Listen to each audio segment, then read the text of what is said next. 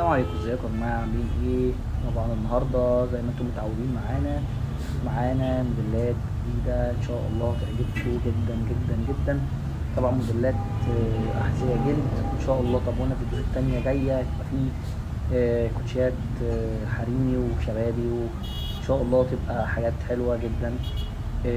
دي طبعا كوتشيهات فيتنامي مستورده، بعض الكوتشيات الرننج.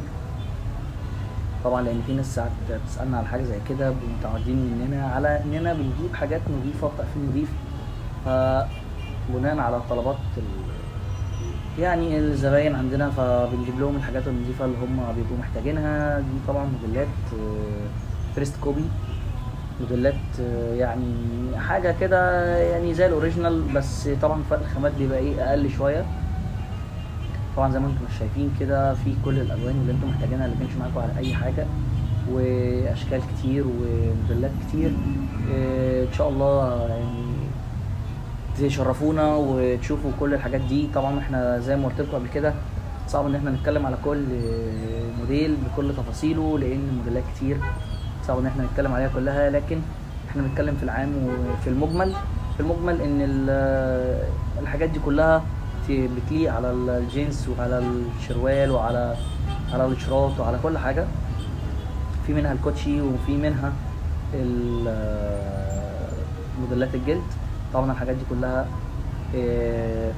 يعني هتحبوها لما بس في اللبس اكتر من ان انت هتتفرج عليها. وطبعا الحاجات دي لما تمسكها هتعرف خامتها وتعرف اللي احنا بنتكلم فيه، الخامه والتقفيل. طبعا دي موديلات فلات، دي تمشي على الجينز اكتر. طبعا دي موديلات بتبقى تصنيع، مش براند معين، ولكن بتبقى متصنعه بخامات عاليه جدا جدا جدا. يعني لما تمسكوها فعلا هتعرفوا اللي احنا بنتكلم فيه. ودي موديلات هاف. طبعا الموديلات دي هاف دي كانت موجوده في الشتاء. طبعا الحاجات دي كلها نزل عليها عروض.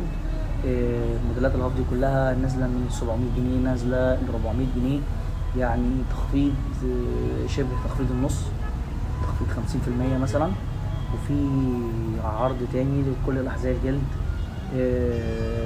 من 450 نزل عليها تخفيض لحد 300 جنيه برضو، يعني برضو تخفيض كبير برضو في الاحذيه الجلد. وبخصوص الاحذيه الجلد يا جماعه، مش اي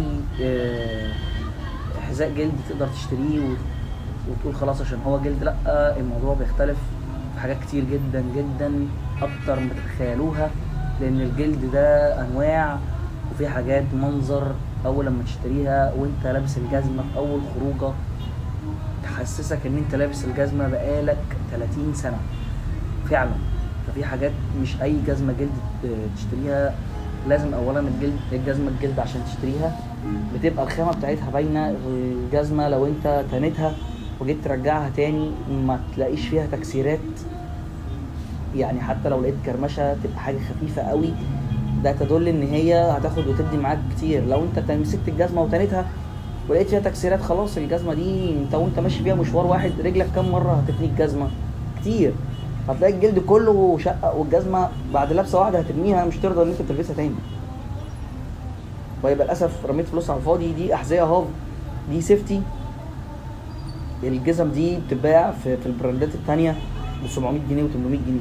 طبعا زي ما انتم شايفين كده اتفرجنا على شويه موديلات كويسه جدا جدا، وزي ما قلت لكم هتعرفوها لما تمسكوها. ويا ريت ان انتم تتابعونا وتعملوا لنا لايك واشتراك في القناه وتابعونا، تاخدوا كل حاجه. سلام.